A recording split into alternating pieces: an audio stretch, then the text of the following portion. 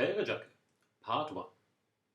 4 notes, open string, then the note in the second fret, 4th fret, and open string again. I'm going to do this with sliding as we've done before, but at the end of this lesson I'm going to introduce a new concept which will allow you to play much more fluently. So basically every little melody in this tune is repeated. So if we go Frère, Re, Jacques, Frère, Re, Jacques, open, second fret, 4th fret, open. Part 2. 3 notes. 4th fret, 5th fret, and 7th fret. This is repeated again, so it's the do, mi, vu bit. Do, mi, vu. Do, mi, vu. Okay, the third bit is the most complex bit. It has 6 notes.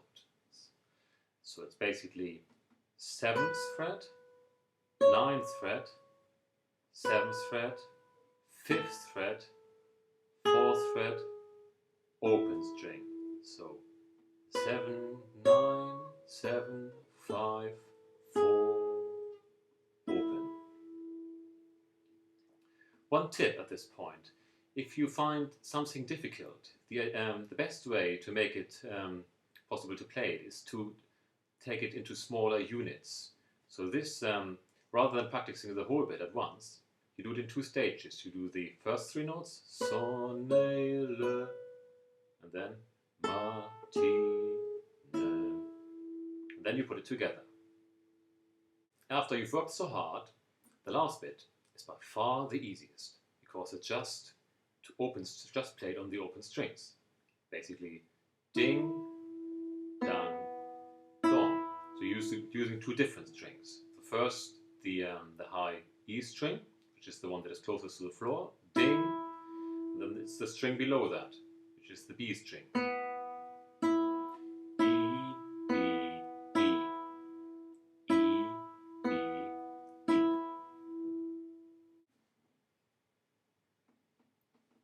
Okay, now I'm going to introduce a new concept, which is basically staying in one position and using all your fingers rather than sliding. Sliding is very good to get to know a tune, and it's also a very intuitive way of playing, and it gives you a feeling of how big the distances are between intervals. So there's nothing wrong with that. But ultimately, if you want to play fluently and fast, you have to start using all your fingers and stay in one position. For the first bit, you play the open string is the open string, and then you play the note in the second fret with your index finger, the note in the 4th fret you play with your middle finger, and keep that index finger where it is while you play the next note, and then you lift both up. So it goes like this: Frère, Re, Jacques, Frère, Re, Jacques. It basically means that you have minimal movement rather than, which is quite what's the wrong note anyway, but so the next bit as well, rather than just sliding, which is fine to get used to know it, but now I'd like you to use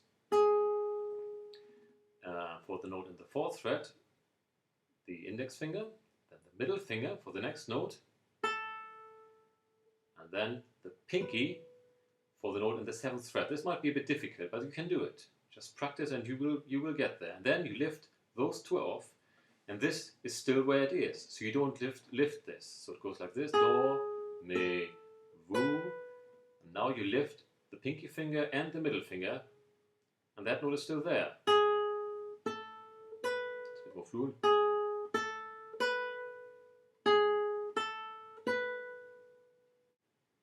Now for the third bit, you have to use a combination of sliding and staying in one position. So the first, if you take it in two units, the first unit is the sol, re, le. So the note in the 7th fret you play with your middle finger, the note in the 9th fret you play with your pinky. So just practice this on its own.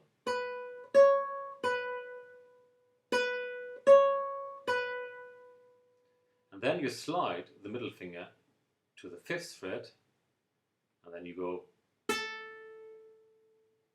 5th fret, and then for the note in the fourth fret, use your index finger. And you can prepare this. When you slide, you put both fingers in position. So not just the middle finger, but also the other one, the index finger.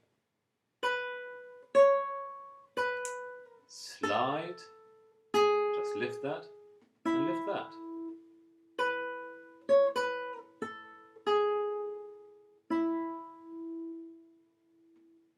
So there's a lot of really good exercises in here. And then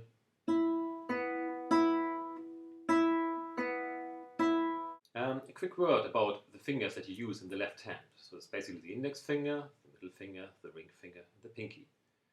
The index finger and the middle finger are by far the strongest.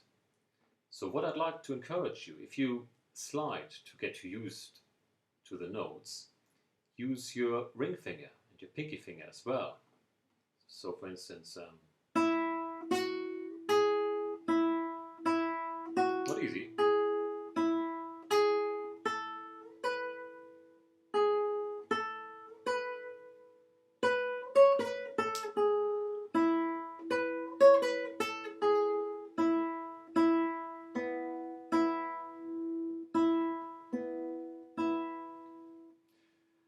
Anyway, have a really nice holiday, and I'll see you after the break. Bye-bye.